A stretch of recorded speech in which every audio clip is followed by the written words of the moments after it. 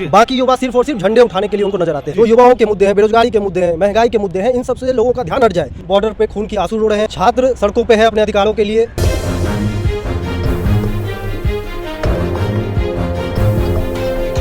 नमस्कार, national India news में आपका एक बार फिर से स्वागत है। मैं इस वक्त मौजूद हूँ राजधानी दिल्ली में।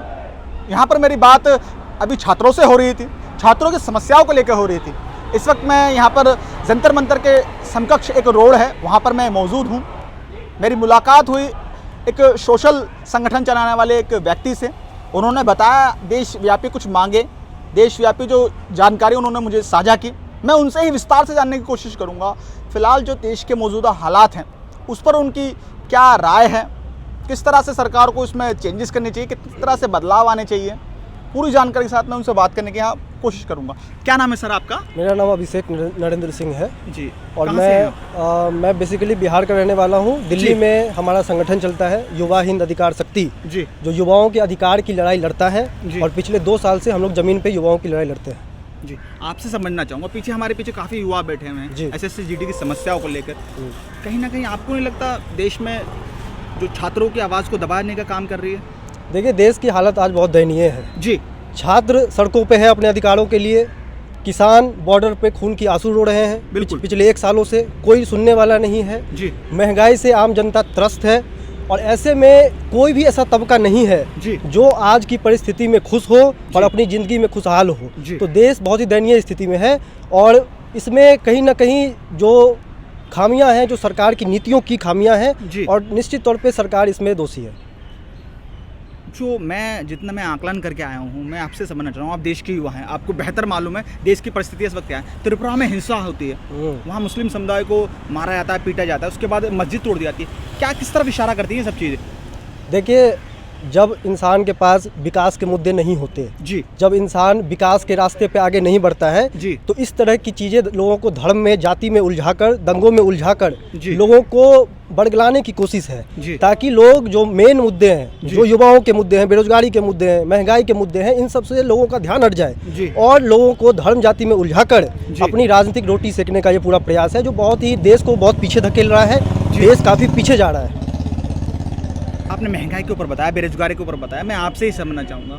बेरोजगारी पे ही चलिए हम आते हैं। बेरोजगारी जो एक ऐसा शब्द है जो कहीं ना कहीं कई सारे सवाल अपने आप में खड़े कर देता है। ऐसे युवा, आपको नहीं लगता इस वक्त कि देश में इस वक्त जो मौजूदा हालात है, कहीं ना कहीं सरकार को इस पर विचार करना चाहिए, एक बार फिर से पुनर्विचार करने का समय है ये? देखिए, आज देश में महंगाई 45 वर्षों के सबसे चरम सीमा पर है। बिल्कुल। और देश में ऐसा कोई घर नहीं है, मैं दावे के साथ कहता हूँ, जिसमें एक युवा बेरोजगार ना हो जी। आज देश युवा देश है, 65% आबादी युवाओं की है। बिल्कुल। और इस तरीके से देश में बेरोजगारी चरम सीमा पर है क्योंकि नरेंद्र मोदी के सरकार, नरेंद्र मोदी के मंत्री कहते हैं कि युवा अब पकौड़े तले।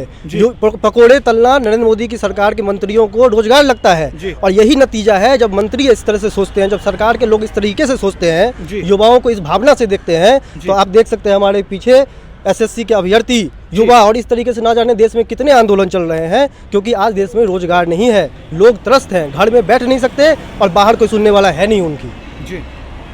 रोजगार के ऊपर कई सारे की जो मीडिया भी बयानबाजी करती हुई दिख रही है। सरकार की तरफ से बयान आता है 2 करोड़ नौकरी हर साल दी जाएगी। हम कहाँ भटक जाते हैं इन चीज़ों पर?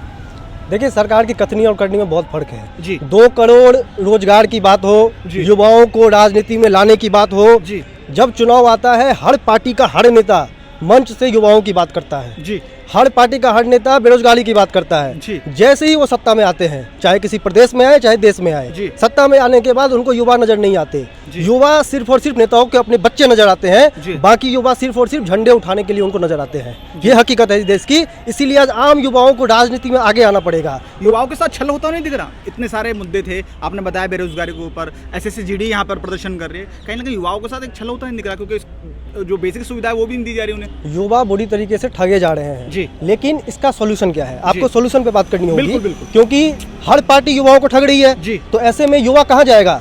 वो अपनी बात किसके पास रखेगा?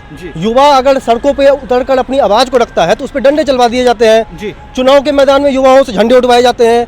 तो युवा तो कहीं का नहीं है, उसे अब अपने लिए एक तलाश, राजनीतिक विकल्प की तलाश करनी पड़ेगी।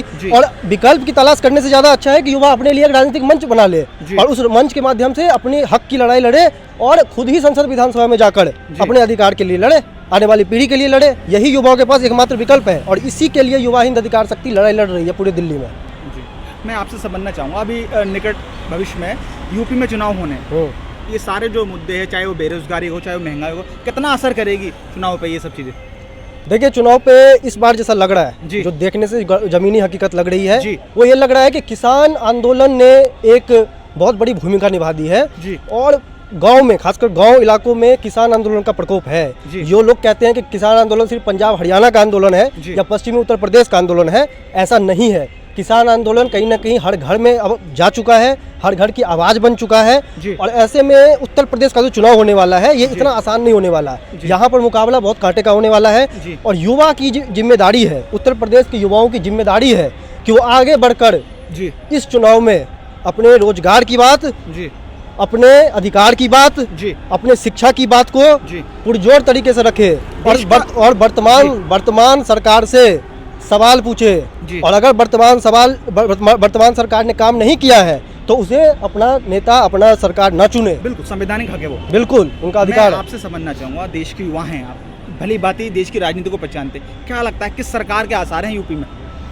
देखिए, उत्तर प्रदेश में अभी कहना मुश्किल है, लेकिन मुझे ऐसा लगता है कि जनता समझदार भी है, जनता हर चीज़ समझती भी है और जनता हर चीज़ देख भी रही है। किस तरीके से किसान बॉर्डर पे बैठे हुए हैं, कोई सुनने वाला नहीं है। जब आपने अन्नदाता को ही छोड़ दिया है, जब आप देश के अन्नदाताओं की ही बात नहीं करते हैं, तो फिर आप दूसरे लोगों की बात क्यों कैसे करेंगे? वही तो अन्न देता है, उसी के अन्न पे आज हम लोग जीवित हैं। सरकार तो कह रही है ना 11 दौर की वार्ता होगी, किसान सुनने को तैयार नहीं है।